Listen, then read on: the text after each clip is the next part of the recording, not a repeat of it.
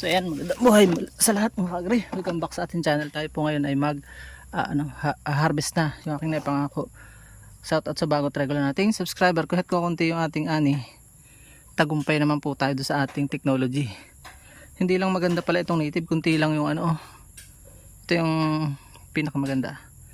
Hindi na tayo siguro magbibinhi. Next summer babawi tayo at nakahanda na yung planggana.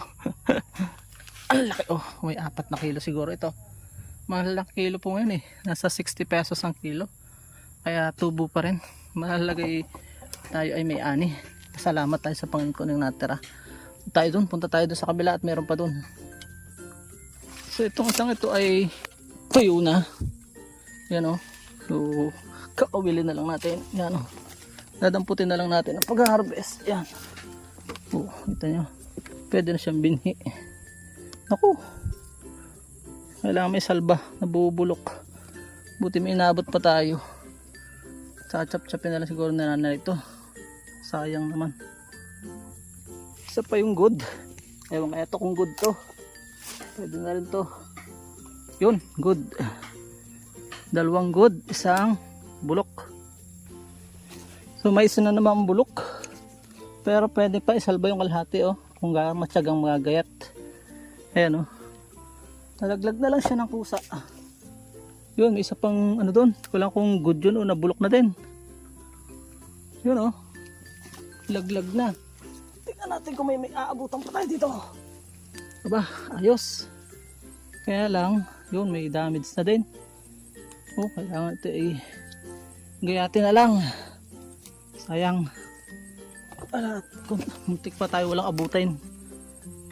So itong isa, medyo mas maganda ito. Yun. Pero alangan pa yung niya, pero pwede na rin. So 3 pa lang yung masasabi nating good. Tingnan niyo ayan ang ating harvest ngayon. Trial pa lang naman unang harvest pa lang, okay lang yan. Matututo tayo at magtatanim tayo next season, this summer ng hybrid. Yung malalaki talaga. So subukan natin ang pagkakaiba nila. Mahina itong native pala. So yan, may panibagong bulok. Sayang. At hanap pa tayo isa pakita ko sa inyo isa. So yan may isa. Magandang pambulang lang pero hindi pa siya pwede dahil madumi na. Pagugulangin ko pwede sigurong binhian ito. Ito ititira ko, susubukan ko magtara ng isa. Ito yung pang-offering ko, yung kauna-unahang bunga ng binibidyo ko lagi. Yan pang-offering ko na ito. Bibigyan natin kay Pastor. So yan wow, ganda. Parang yung Suprema. Parang hybrid. So may hindi matampapahiya. At binigyan tayo ng Lord ng magandang pang-offer. Ito po, may isang nakabitin. Pero may tama na rin. Kailangan na rin pitasin mabibenta na ito. Sayang naman ako mabubulok. Yun may isa pang nakatago. Labas na. Kailangan mo nang maani. Sana hindi ito bulok. Very good. Walang tama. Ang ganda Meron pa dong isa. Punta natin. So yan, ito yung huli. Meron pa naman pong mga tara. Ito, kunin ko na rin to. Sana walang tama. Oops, very good. Bagaman tabingi siya, ay walang tama. So nakadami rin tayo isang biyahe. Yung pangarap natin sa tricycle ay isang planggana.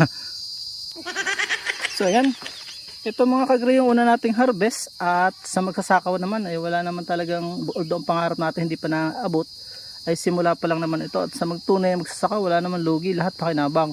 Lalo na nga tayo nagbablog. Ayan salamat tayo sa Diyos kahit anong dumating. Praise God.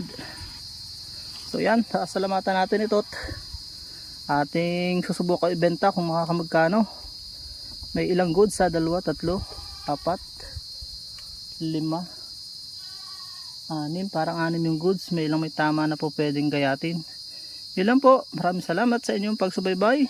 Hanggang sa muli sa summer. May mga buko pa naman, di natin masasabing yung failure na talaga. Saka nga ulitin ko, sa totoong magsasaka walang failure, lahat ay pakinabang, learning ba yan. Natututunan natin na hindi natin kayang bayaran ng salapi dyan sapagkat itigaling sa Panginoon. Natuto tayo at may initial tayong success. May susundan na yung mga tsaga-tsaga lang yung mga batang magsasaka. Bye bye and God bless. Please don't forget that is not of me but all of God. Maraming salamat. Hanggang sa muli po nating Squash Adventure.